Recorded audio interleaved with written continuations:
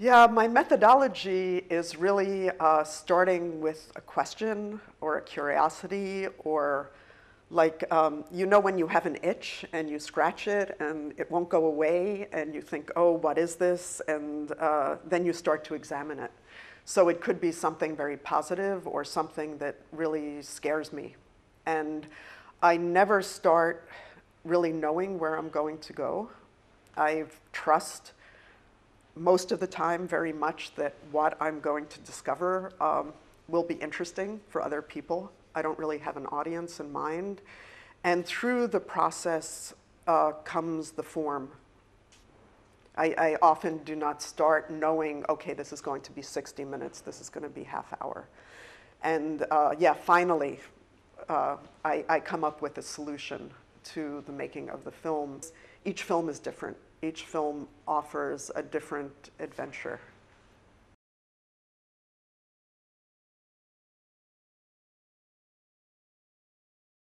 Yeah, the last 2 years I've been making films about my city, New York City, and the United States. For a long time I was really interested in traveling, looking at other cultures, comparing them to mine. I did a film about Japan.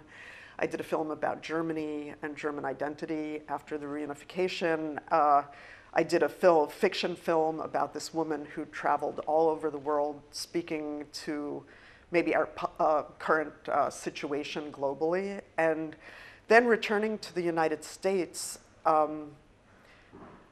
I've decided that the United States is at a really pivotal moment, a really dangerous moment, and a really interesting moment. And I really felt for the first time I have to look at my world, my country.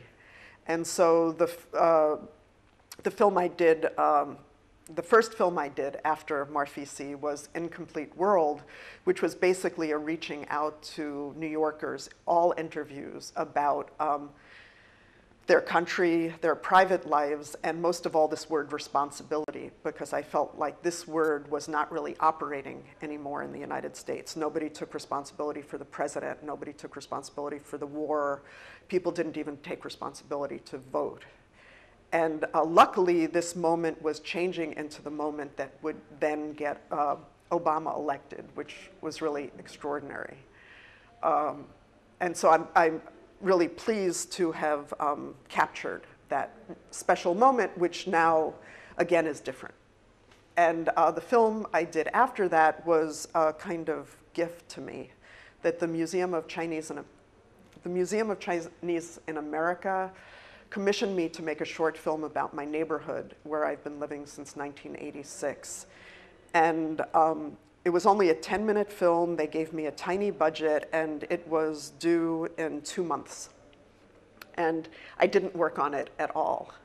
And I just thought, oh, I'll come up with something. And then the museum, they didn't have money. It got postponed. I started shooting, and then finally, a year and a half later, I had 60 hours of film. I had done a huge amount of research on the history of Chinese in America, which is a very difficult history, the history of Chinatown, the present of Chinatown, what might be the future of Chinatown, and I somehow made it into a 10-minute film. And this was a really wonderful opportunity. It was really terrible in the editing to take everything I wanted to say and condense it into this small amount of time.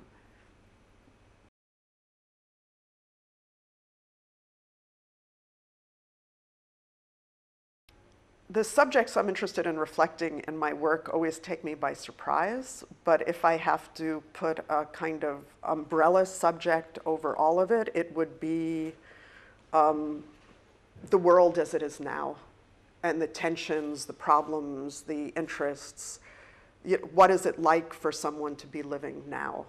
Like the film about Chinatown, to understand what Chinatown is today, I had to go back to the first person in the 1800s who moved to Chinatown, because the way Chinese were treated then has everything to do with the way Chinatown is structured today. Also in that is always a look to the future, because I think it's really necessary to not only make a film about now, but project into the future. Again, what do I want? What do we want? What is necessary? Yeah.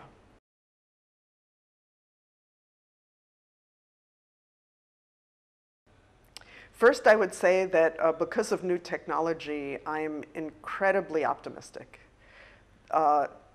Everyone, not everyone, so many people have cameras.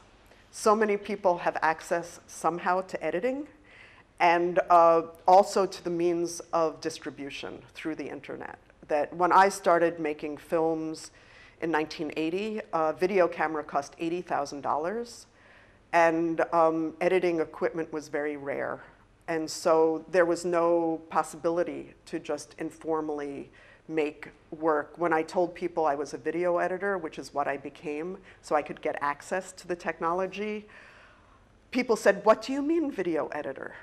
And I said, "Well, I'm the one who orders the shots in a film." And they said, "Oh, don't you shoot it that way?" I mean, people had no idea. And now, all of a sudden, you have a much more sophisticated audience, and so many people have access to the means of production. So I'm very optimistic. On the other hand, I'm pessimistic because there's very little money.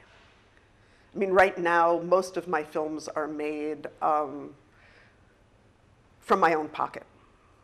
I mean, sometimes I get money, like with the Chinatown film, but the money was so little compared to what I spent. And also, I always try to make my films with this idea that I won't need much money. Yeah.